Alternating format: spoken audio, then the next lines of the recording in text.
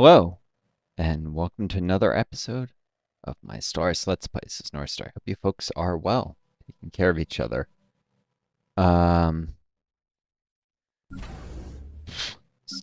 As always, taking a look at stuff before I get going. A new episode. Realized, didn't have any ships building as a station shipyard. That's probably not good. Probably should get a couple more reserve Corvettes underway. We have 90% power projection. I could have 77 ships, it looks like.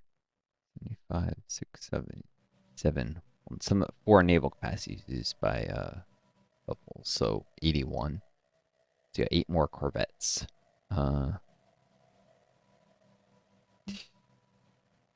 Just saying the reserve fleet, which also increases my readiness, but influence mainly. Readiness if I'm attacked or something. Excuse me. Keep thinking about this.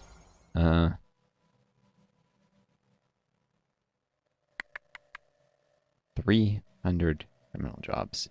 That's a fair reduction of available labor power. And I think it's something like 27-ish value that amount of pops could generate if they're working as squires, enforcers, etc. Give me 1 second here.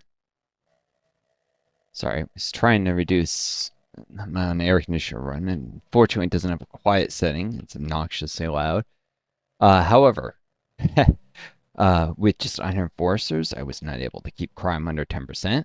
The population of Anchor had grown to the point where that was not a possibility, and 10% stability gives 6% resources and jobs, so it comes out to around 18 to 20 value, so I lose 7 to 9 value per month. If all the criminal jobs are occupied, they're not, so it's actually a net profit. And in the long run, I was going to end up with at least this modifier, probably also some other nastier modifiers, and enforcers. I have a small thing cost, more specialists that generate and are employed for a while. It's worth noting also, but the big thing is definitely I could have gotten some nastier crime modifiers over time. Excuse me. If I had a precinct house, it would have taken up a build slot, which is valuable enough to be a tiebreaker, and the value of all this extra stability will increase as I employ more technicians, which, let's see. It's around 9 value for a squire and 14 for a technician. Yeah, I should probably turn on that voltaic production yard. I'm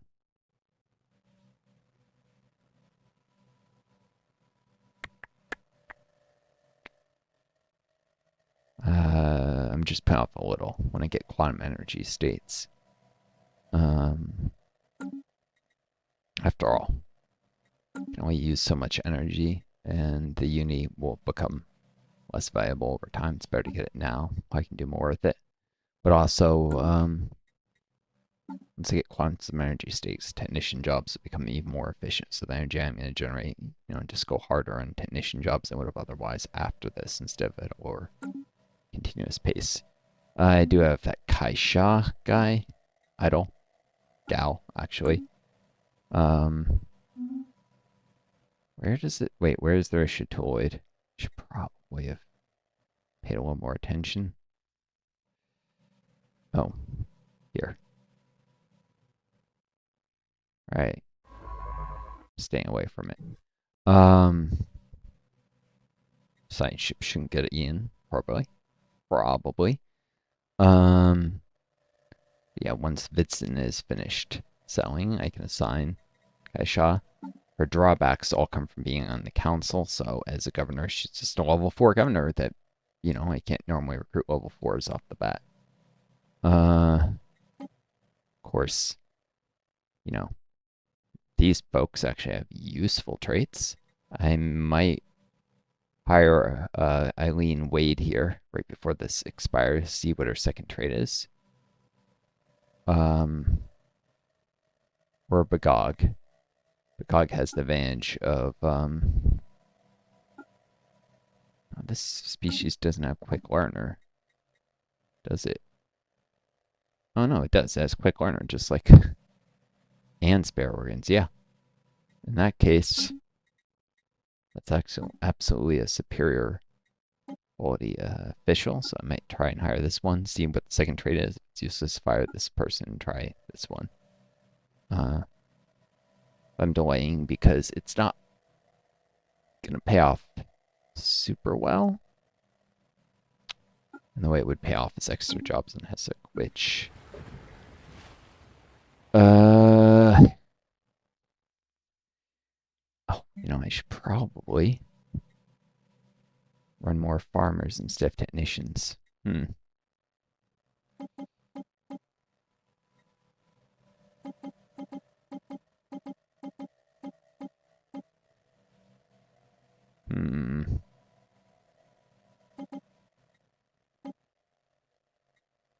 Some miners.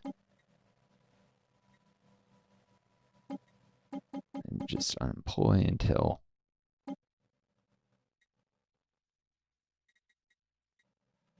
boom. Yeah, because I don't want to have to deal with since I'm going to be increasing the emphasis on technicians very soon. It's just a minor min-maxy thing. Working a starbase at Trent, right? Yep, Trent Station. About to complete the first of 2 Genesis arcs for the Zygimia system here. It's fully developed. The Beat Starbase will be done very soon. Should save some alloys for that.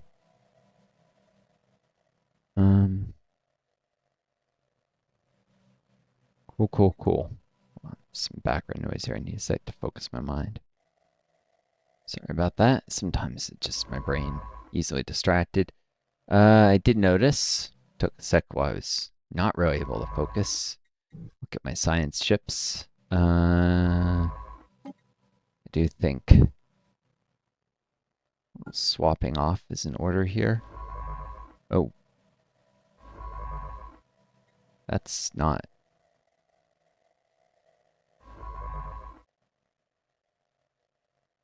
Where'd that scientist come from? Here. Or actually, oh, well, this person's.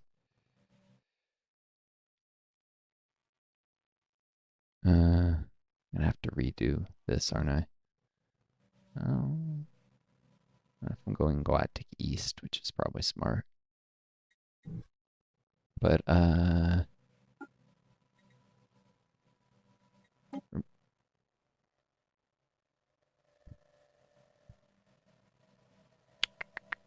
someone who's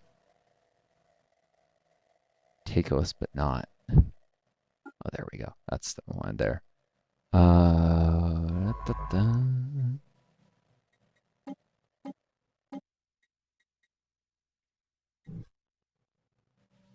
There might be an anomaly here.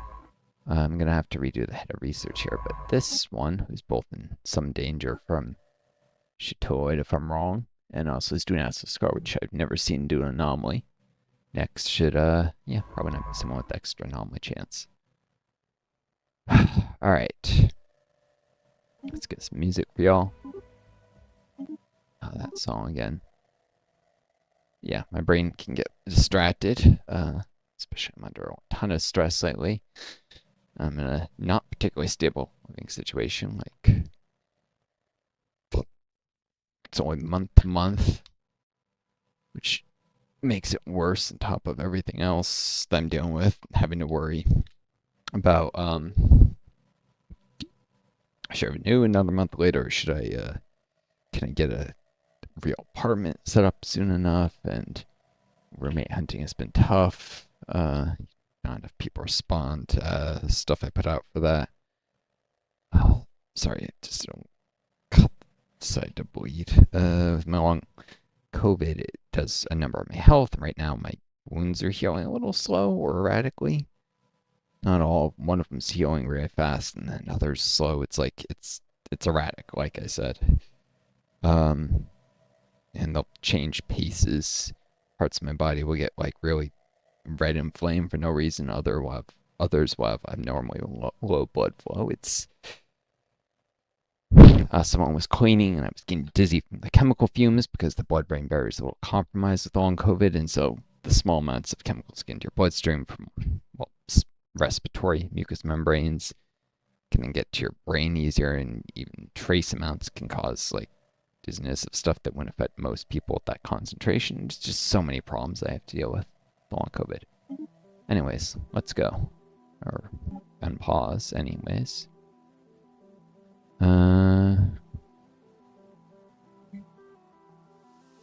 Right.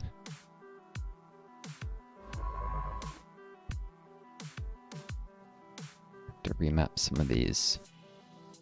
Construction completed. Bengal not actually. One moment. Inset. Sorry, a little spider or something isn't coming out of where it crawled into. I'm not gonna bother it right now. For some reason, it decided to go onto a light fixture. A little lamp I have near my desk. So whatever. Well, the desk came out the room. I actually have a desk, but then it got set up in a basement, tons of mold, and I don't know if my next apartment will have room for it. And I just told the landlord to get him to let me put it set up in the first place before I end up switching into a room that already had a desk that he could buy it off me at like half price when I left, if he wanted to. Or I maybe just leave it for free depending on what condition it was in. I don't know. I probably shouldn't have left that because he'll not want to pay a cent, even though getting it half price is, a bargain, since I've only have a few months wear on it. Not like a car, it loses half its value when you drive it off a lot. But anyways, because it's a pain to move it for me also. I have to get a moving van just little things like that. And an extra stop here. I may need from the family I was staying with to have to arrange to get my mattress if my next apartment is unfurnished. A couple other things, blackout shades, mattress, some things that, just better done with the moving van.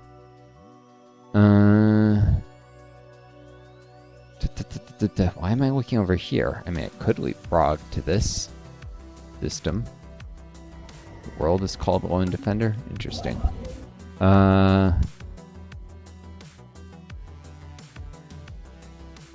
Sorry, stupid air conditioner running.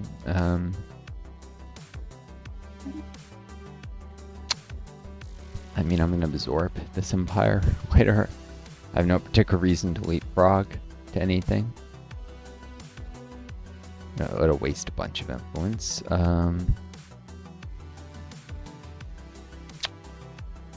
Cheaper, heck. If I wanted to claim stuff like this, it'd be cheaper. To just get it that way and to build the outpost myself. If things fall apart with trying to absorb, eventually I guess I could ban pacifism and claim systems, or provoke war and then claim during the defensive war. You can only claim outside of war, a defensive war, on gestalts as a pacifist. Which is fine. Usually you want to actually, like, liberation war off little pieces, although they'll need a planet. So if I occupy these systems and this create a bigger empire, it actually gets a origin and gives extra base stability, so it's not bad. Anyways, getting distracted. Oop. Yeah, that's fun. Right then.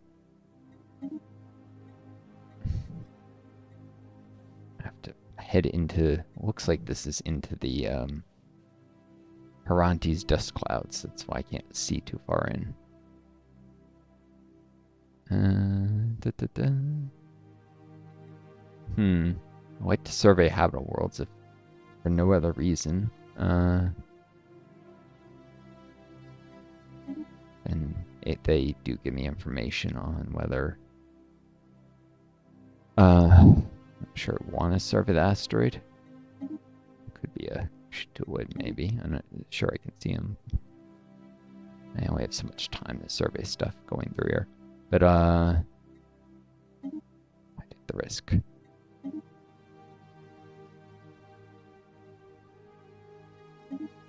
This might not seem optimal, but the ship will actually stop a little short of this and it won't have to move as far this way. Pretty sure. Versus stop here, it takes time to accelerate to full speed. So I think this may actually be faster. Even though it looks like it's slower.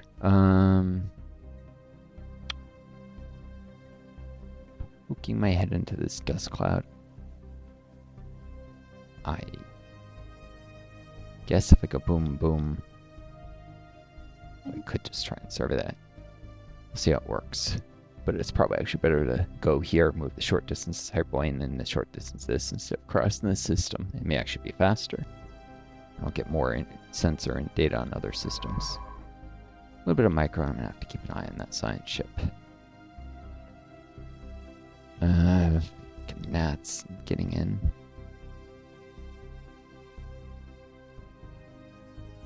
It's not that late in the day. I don't know why there's so many out already. Alright. That's the Hubble. This is the Copernicus. The Earhart, like Amelia Earhart, who went down unfortunately with the Pacific a little before World War II in her exploration, her famous flight, last flight. Drew Patil here is exploring this way, getting that last system Gothra. Explore the James Cook, which has extra anomaly discovery chance. Cool. Boom,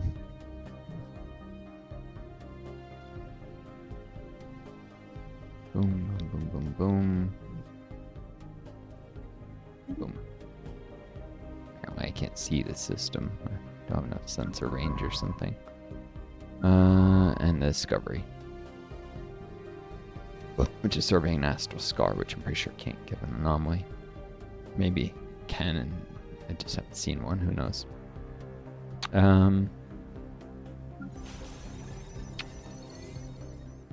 Right.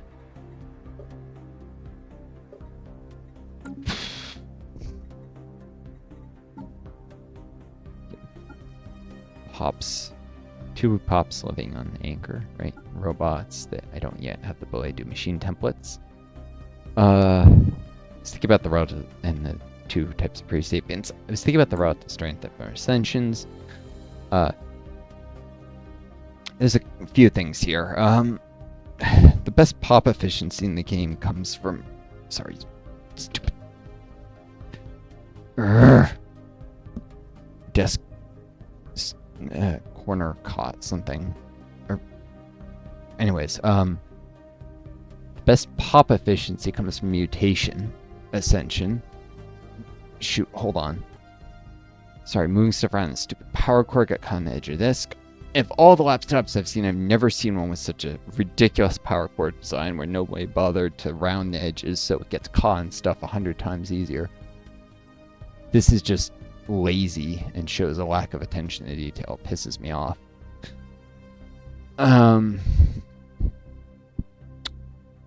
Anyways, so in one sense, you'll eventually pop efficiency will determine your tech rate and mutation pathway, especially since apparently civilians do have job efficiency. You can see that with stuff like job efficiency for civilians, plus 10% with social welfare. So that I'm hoping the habitability job efficiency for mutation applies to civilians. If it is, and you do like one of the civics that gives research or go materialist, so you get research from civilians, you'll get higher tech rate mutation than, say, synthetic in the very, very long run when the majority of your pops, empire size comes from pops and just in the job efficiency. But eventually, tech, it just gets more expensive and it becomes more and more irrelevant. And since we'll have way more pops and so way more surplus value generated from all those civilians, of course, they'll have massive overcrowding eventually. So mutation, if you eventually succeed housing enough pop assembly, I think, can ignore overcrowding. The bonus growth, I'm not sure, but if it can, then yeah. And you can get synth leaders still as biological. You can still, this is what people forget. They always compare, like, oh, biological pops to synth, and like say, oh, synth, you have synth leaders. You can have synth leaders as a biological empire, as long as you're not xenophobic. I think that forces it to be founder species leaders. I don't think even I don't think even synth are an exception, or maybe they are. Or as long as you're not spiritualist, maybe that's.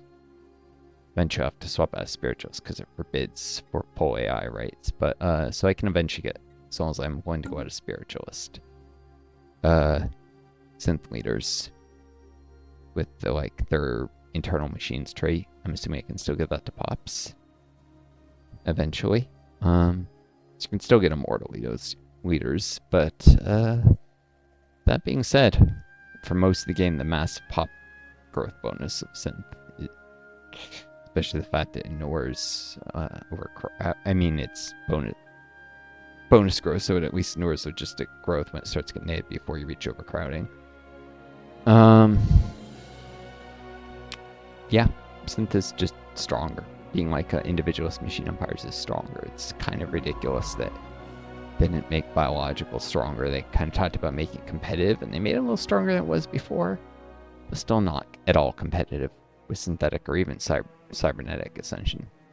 Although there's not much of a gap, cybernetic is still a little stronger than biological, as it used to be that before cybernetic got its rework and biological got its rework, so they maintain the same power relation.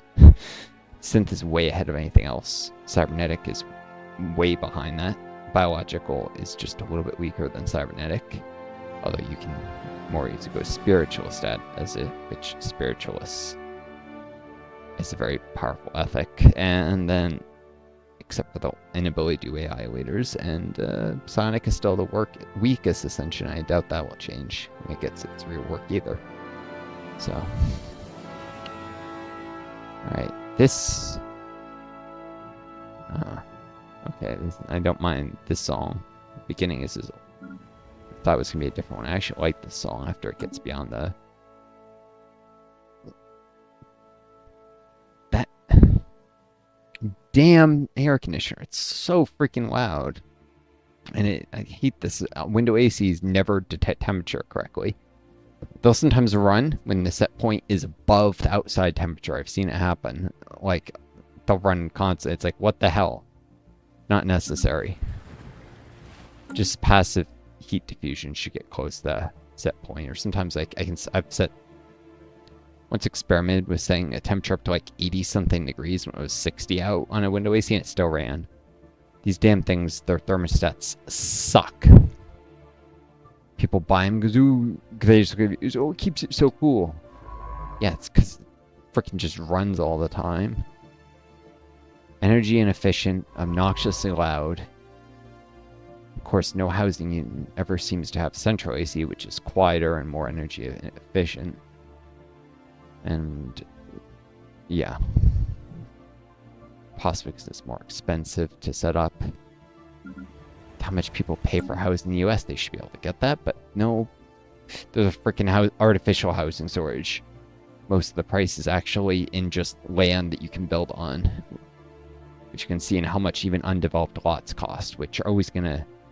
There's a period it takes to build housing where you're not getting the ridiculous amounts of, like, money you could be theoretically making renting a property, so undeveloped lots are always going to be a lot less than developed lots, even if the shortage is artificial of areas you're allowed to develop. like, and how much dense you're allowed to build. But the raw price of, like, say, an undeveloped lot in any desirable city is very high, and is proof that it's really just zoning laws have created artificial housing shortages. Because no one will allow, like, zoning for apartment buildings. It's all zoned single-family housing everywhere in this country. That's the reason for the housing shortage. And then you have corporations buying up all the housing, taking advantage of the shortage and making it even worse, like Blackstone and stuff. Buy up all the housing, private equity, but there would be a shortage even without their fuckery. They've taken advantage of that shortage because they've made it a lucrative investment opportunity where it wouldn't otherwise be.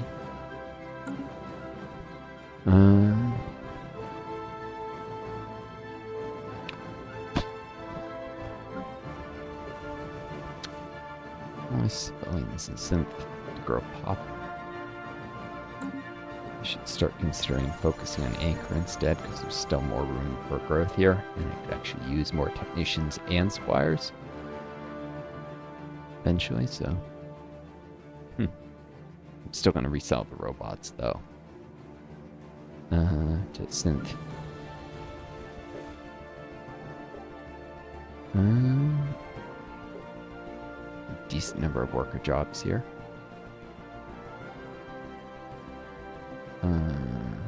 Also eventually add a generator district.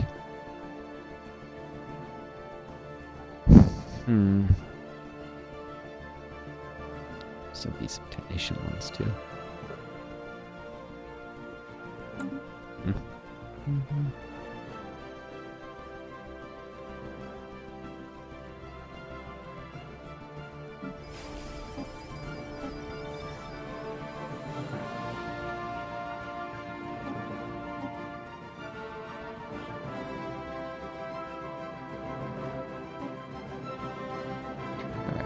Given up on, or decide not to bother selling anything that isn't a robot civilian at this point. The synth. More and more of the worker jobs can be occupied by robots. There, but, actual pops promote to specialists. Until eventually I get droids and have so many robots that, technological unemployment, and then though I think it's a spiritualist. Biologic pops up priority. Something that happened until I complete spiritualist. At which point pops will be unemployed and demote to the civilians. That can actually happen in this game. You make enough robots as a mixed empire. Heck, even, by the way, as an individualist machine start, you eventually want to get biological pops because their growth stacks with all the roboticist jobs you get. It's gonna be ludicrous in the multiplayer game I'm doing with Joe if I ever pick that up again. Where I have like 12 pop assembly a month, or a build that's kind of optimized for it. Not completely. Didn't start with recycled pops. Instead, I was going to try and produce them, but I don't think about the growth algorithm and never make them. But yeah, it's like 12 pop assembly a month, and then there's going to be a biological pop growth on top of that. It's going to be nuts. This is why I say synth is the strongest. And so people complaining about knights are ridiculous. Because knights can't be robots.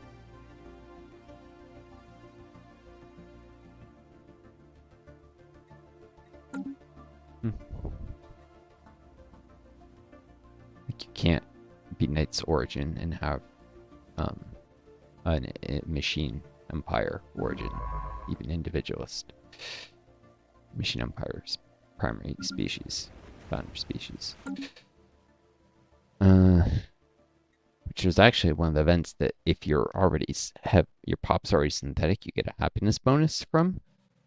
And that is the way to do that is to go synth ascension before you get to a certain point in the quest. Because you can't start that way.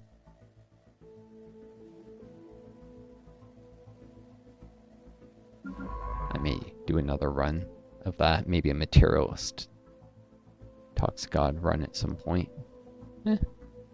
Maybe in my next one. I don't know. There's a few changes I might want to do. I Maybe Star's Imperial Cult might actually be Spiritist, but swap Materialist. I don't know. What's this song? Luminescence.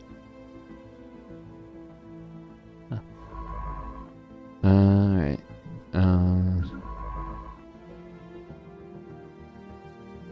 Let's done with the Astral Scar here.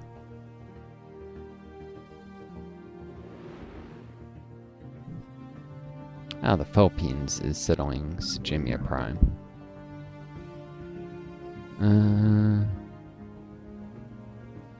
It's gonna increase manpower size even further. Oh, shoot, you know, I forgot. Starting this right away. I think I was playing kind of slow because I knew I'd forget stuff. Until I got the hang of things more a little, like, in the momentum of things. Yeah, between the Trent, yeah, I'll be up to 13 star bases, which is probably the number I'll set her up. I'm not sure I'll build a 14th. I want to be 3 over capacity. Oh, next star base. So, yeah, I guess I will build one at Charna because my capacity will increase to 11. So it'll be 14 will be the final number of star bases, probably. I think that going up to 4 over is just barely worth it, but the return investment is so low. You get scaling costs with each additional star base. Probably not worth. Going up to 15. Probably.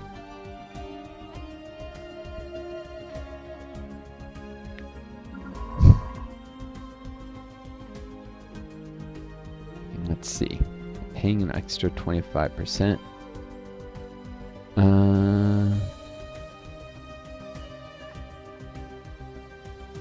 The base costs are a little over 60. It's probably like 64-ish now. It's reduced by the Minister of Defense.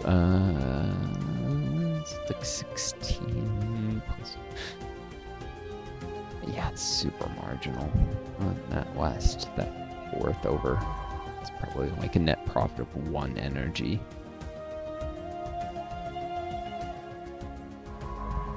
I don't know.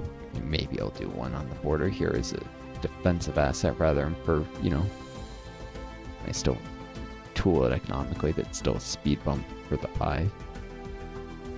In the Hassel system, maybe? I don't know, to hassle them as they come along. Tessic a little.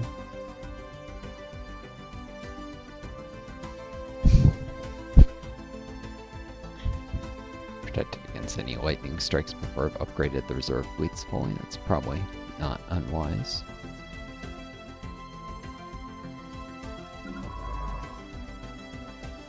But not for a while. At that point, maybe I'll have star holds, which will actually make it worth going further up the cap a little. More cost effective to go up to 4 over. I have to remember I'll gain 2 more starbase capacity from traditions. This. I'll see what I do. Guess. A new world of opportunities awaits. Ah. I can't assign a sector governor yet, though. It's slightly irritating, really slightly. Now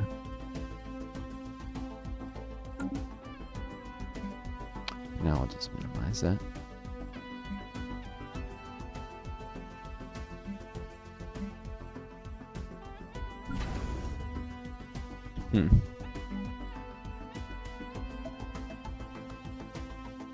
Right, well, an owl is next month I'll have to trade for some.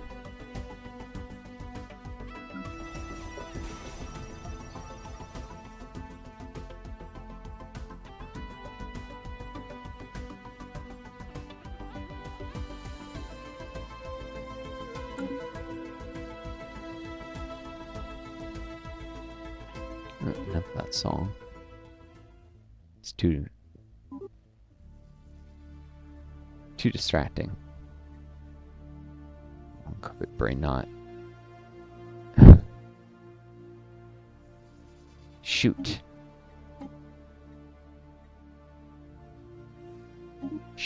as a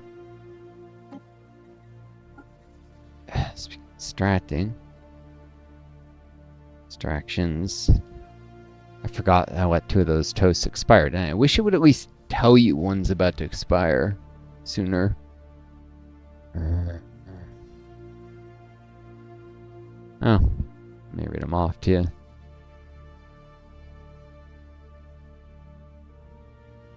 We're 5 minutes in here.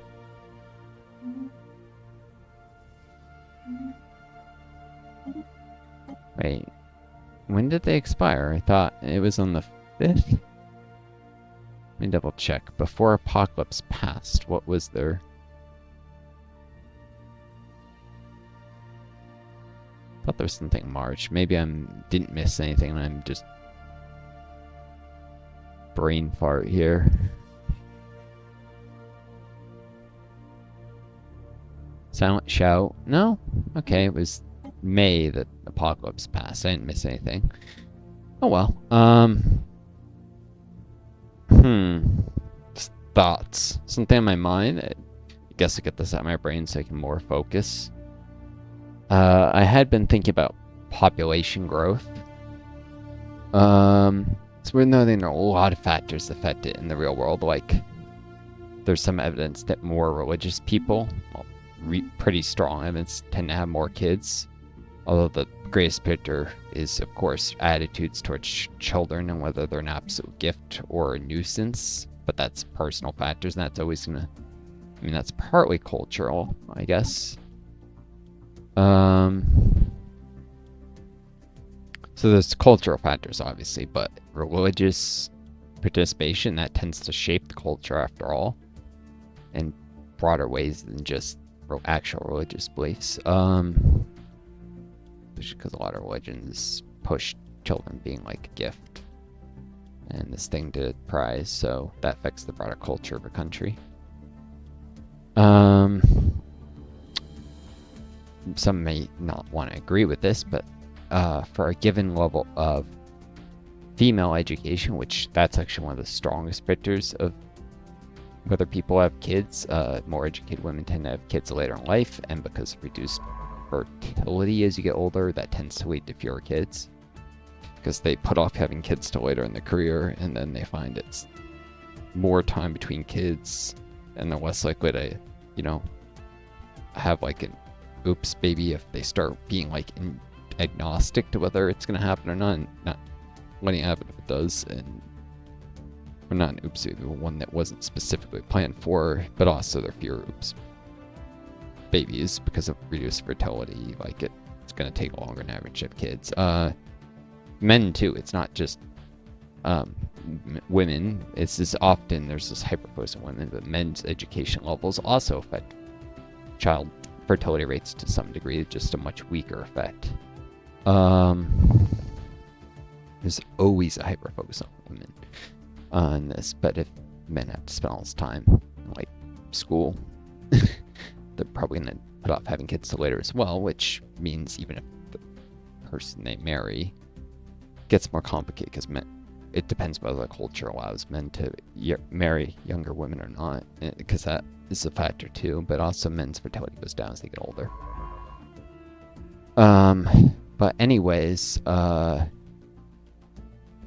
often talk about the fact that the Soviet Union's long-term GDP per capita growth rate was higher than most of the world. It was usually the second, or at any given point, third highest in the world. If you look at 5-year average growth rates, and way ahead of the US, nearly every capitalist country. Though there was always one or two ahead of them, like France or Japan were usually the ones that were ahead of them. France, until their economy stagnated in the 70s, it was growing really fast and it stagnated. And then Japan, because Japan came out of nowhere and was growing like crazy. At about the same time France stagnated. That's because the thing that caused France to stagnate, the end of the Bretton Woods global banking system, also caused Japan to explode. So,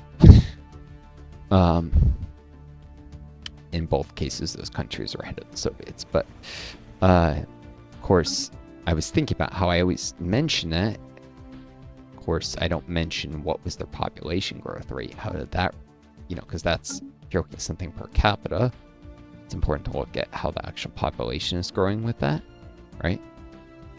If their population growth rate was really low, then that doesn't necessarily mean as much about maybe their economy was growing fast per capita just because their population wasn't. And their population growth rate wasn't amazing. It wasn't. But part of that was because they didn't have much immigration, and a lot of emigration actually occurred. But this is partly due to propaganda about the West. In fact, a lot of people who left the Soviet world and moved west. If they weren't really well educated, because they would get free education in the Soviet Union, that could give them opportunities in the West. But if they weren't, they would often find they regretted the decision, wished they hadn't left, but didn't want to go back. Would be viewed as suspicion if they moved back, couldn't go back, were banned. Sometimes they left illegally. Highly educated people like doctors, of course, could get a free medical education at Moscow University rather than go to the West and make banks. So they usually were actually better off and enjoyed it. But that's always been a problem with countries subsidizing education, and the educated people leave the country, gain the best of both worlds. The high salaries in places that don't subsidize education and have shortages of professionals. Like the U.S. steals doctors from all over the world. It doesn't train enough of its own. It results in very high position salaries and a shortage of providers, and it's part of what makes healthcare in the U.S. so expensive, but it benefits foreign doctors who come to the country.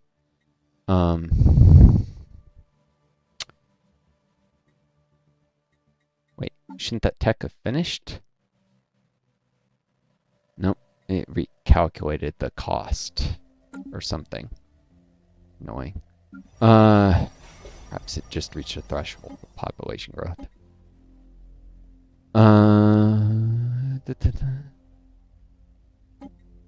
Robots to a synth.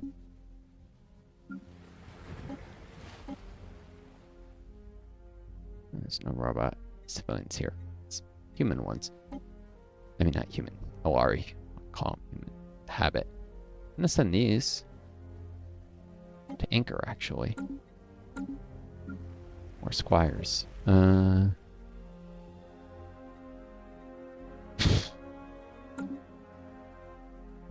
But yeah, the net migration flow was out of the Soviet Union, which reduced their population growth rate.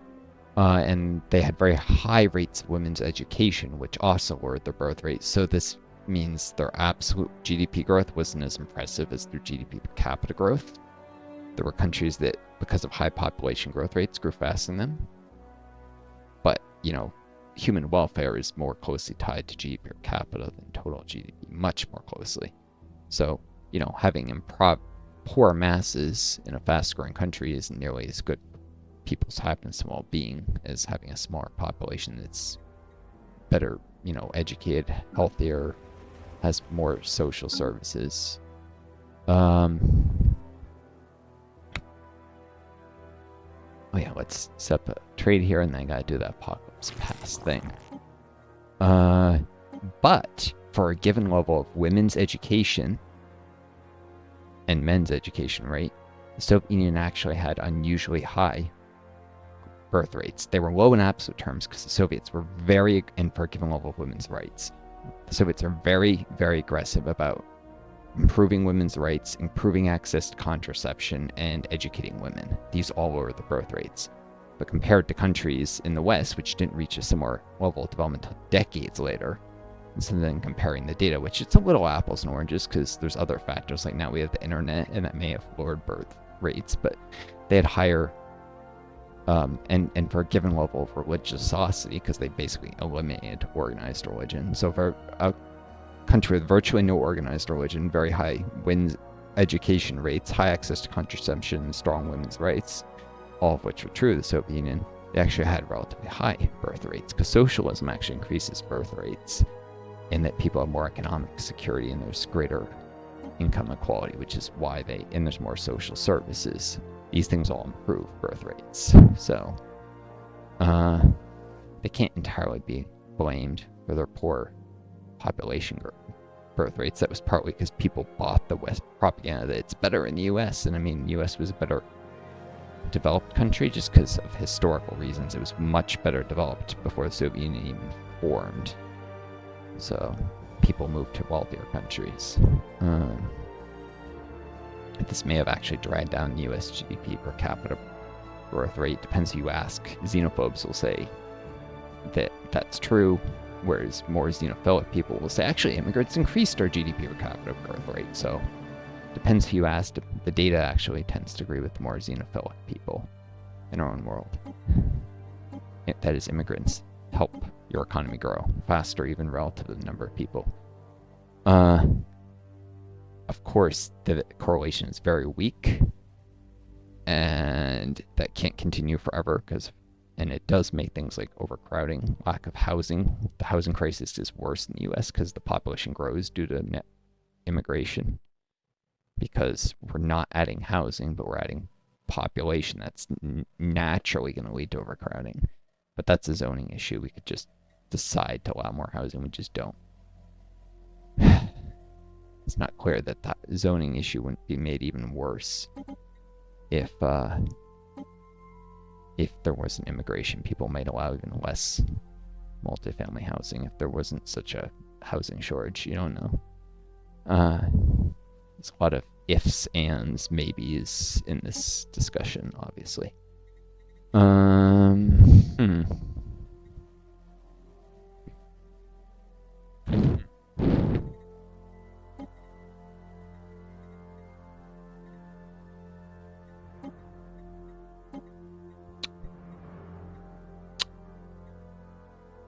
Right. I guess I should just do a thing on loyalty, actually.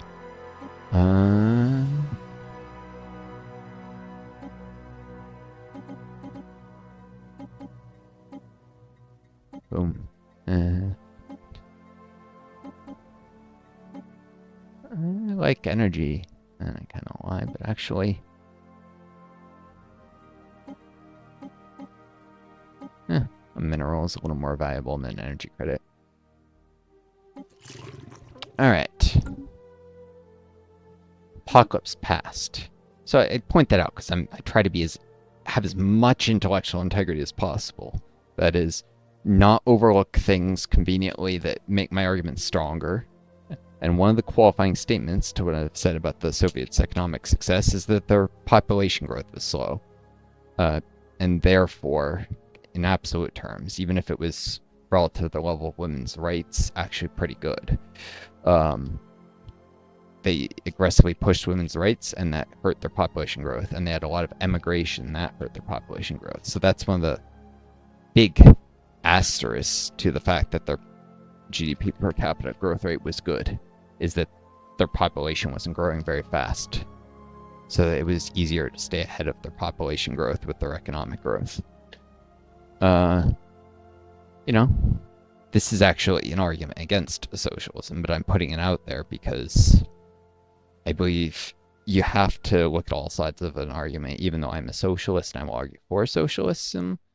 And by that I mean Marxism, the end of capitalism. You can't just, I don't think the Soviets did things perfect, but you can't only look at things that agree with you. Alright, sorry, I'm taking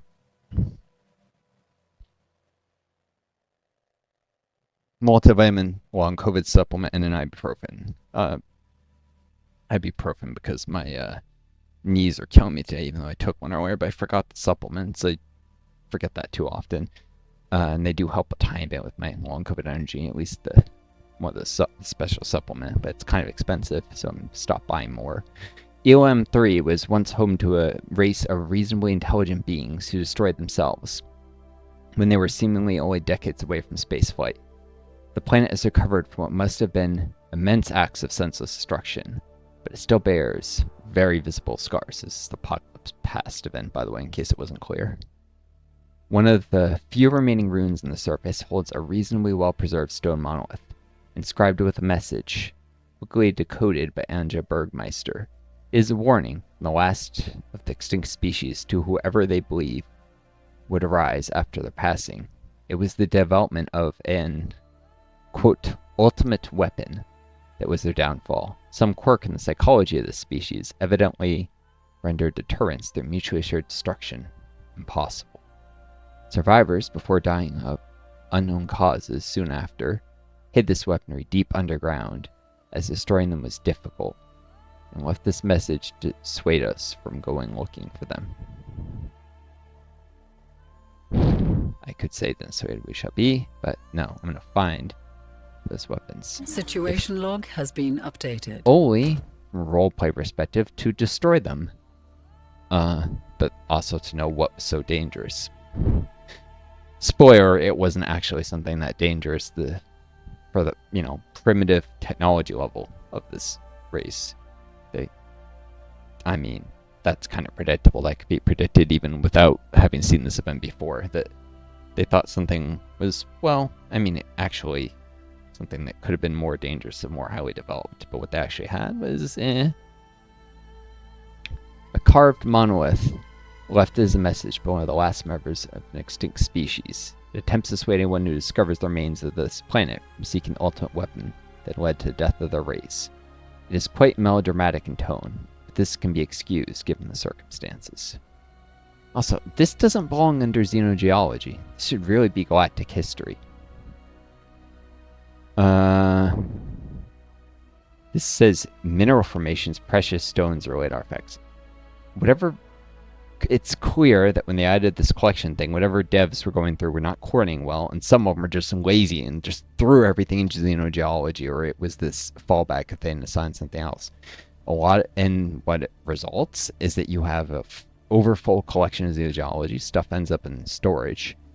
You have to even sometimes choose to sell stuff you'd rather display, while you have incomplete categories of aesthetic wonders in Galactic History. This is an obvious design flaw that, like everything else that's wrong with this game, will probably never get fixed, because Paradox never fixes anything. They fix a few things, but not nearly as many problems as they create. There is a real problem with bug testing quality assurance. That's not why you buy Paradox games. It's because of their immense scope and some of the other things that are great about them, but definitely not for bug fixing. And also this, because it's also going to expire this month.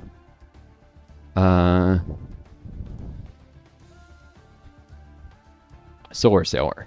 We have discovered an abandoned solar ship in orbit